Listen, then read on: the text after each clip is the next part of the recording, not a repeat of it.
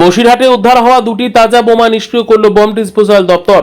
উত্তর 24 পরগনার বসিরহাট থানার অন্তর্গত ঘোনা এলাকায় খালের একটি কালভার্টের নিচ থেকে উদ্ধার হওয়া দুটি তাজা বোমা আজ নিষ্ক্রিয় করল বম ডিসপোজাল দপ্তর। গত 6 মার্চ এলাকার মানুষ খালের কালভার্টের নিচে সন্দেহজনক বস্তু দেখতে পেয়ে বসিরহাট থানায় খবর দেন। খবর পেয়ে ঘটনাস্থলে পৌঁছে বসিরহাট থানার পুলিশ দুটি তাজা বোমা উদ্ধার করে। পরে নিরাপত্তার স্বার্থে সেগুলি নিষ্ক্রিয় করার সিদ্ধান্ত নেওয়া হয়। আজ বসিরহাটের ইছামতি নদীর ধারে চৌরচরে নিয়ে গিয়ে বোমা দুটি নিরাপদভাবে নিষ্ক্রিয় করা হয়।